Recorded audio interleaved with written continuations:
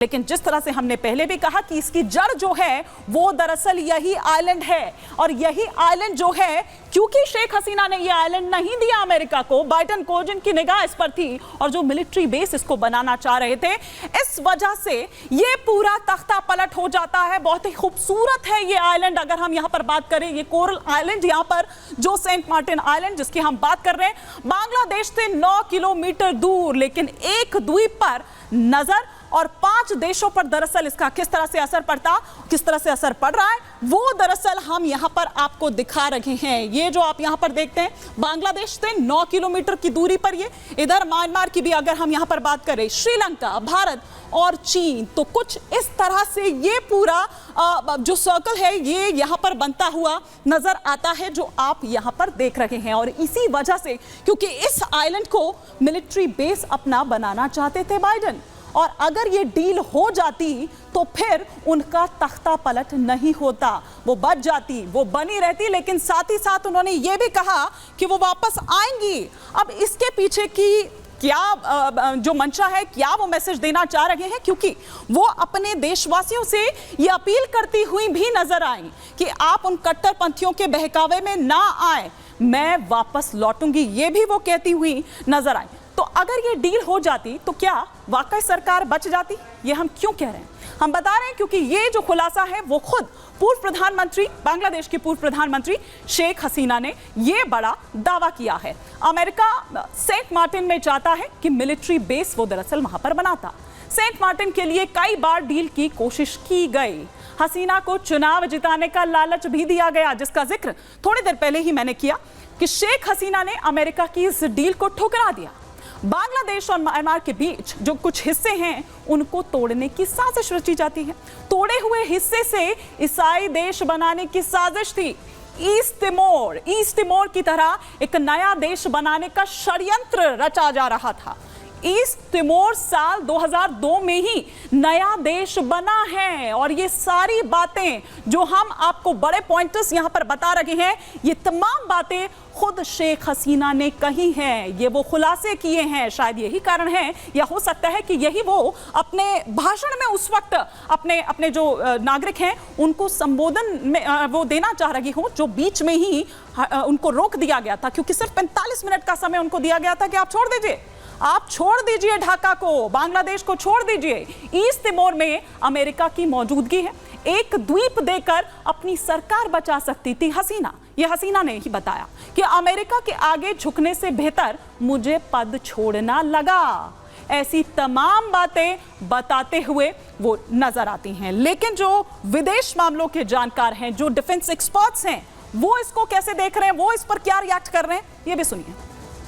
तो अमेरिका का ये कैलकुलेशन है या है कि सेंट मार्टिन आइलैंड जो है एक स्ट्रेटेजिक लोकेशन है, यहाँ पे अगर बेस हो गया तो अमेरिका को तो एक्चुअली मल्टीपल और फायदे दिखते हैं।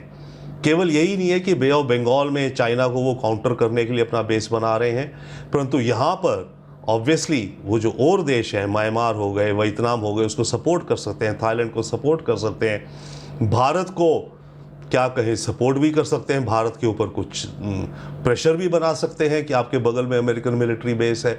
तो अमेरिका के मल्टीपल ऑब्जेक्टिव्स हैं सेंट मार्टिन में एक बेस बनाने के, परंतु अमेरिका ने ये बेस ना मिलने के चक्कर में बांग्लादेश में हसीना की सरकार गिरा दी, इसमें मुझे विश्वास नहीं है।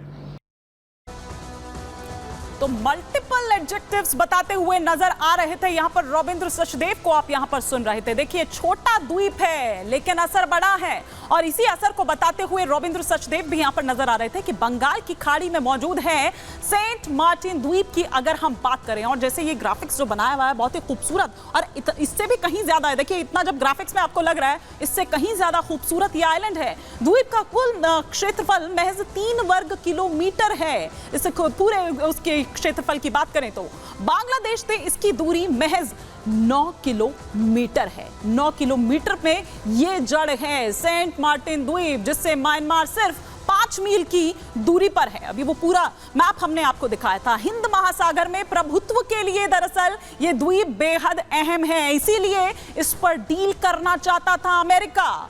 बाइडेन। हिंद महासागर में चीन अपनी मौजूदगी बढ़ा रहा है, इसके भी संकेत देखिए किस तरह से मिले हैं। चीन की विस्तारवादी नीति कई देशों के लिए खतरा है, इससे सब वाकिफ हैं, बेहतर तरीके से वाकिफ हैं। अमेरिका भी इस इलाके में अपना कब्जा चाहता है ताकि उसका एक प्रभुत्व, वहां पर वर्चस्व जो हो वो कायम उस तरह से हो पाए।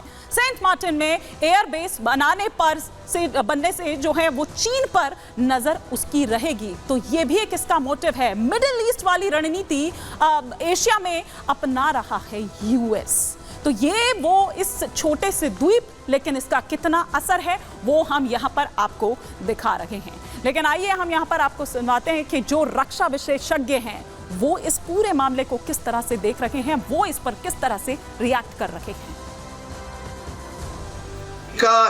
को ये द्वीप मिल जाता है तो शायद भारत के लिए भी थोड़ी सी चिंता का विषय है, क्योंकि अमेरिकन स्पाइंग एजेंसीज जब वो सेंट मार्टिन से ऑपरेट करेंगी तो उनको एक मौका मिल जाएगा कि भारत के जो पूर्वी नॉर्थ ईस्ट में जो भारत के स्टेट्स हैं, मिजोरम, त्रिपुरा, मणिपुर, नागालैंड, अमेरिका उनके ऊपर भी नज़र रख पाएगा। और तलब बात है कि उड़ीसा के तटीय क्षेत्र पर हमारी जो मिसाइल टेस्टिंग है उसके लिए भारत सरकार ने बहुत बड़ा एक बेस बनाया है, तो शायद भारत भी नहीं चाहेगा कि सेंट मार्टिन से ऑपरेट करते हुए अमेरिका भारत की मिसाइल टेस्टिंग गतिविधियों पर उड़ीसा तटीय क्षेत्र पर नजर रखे।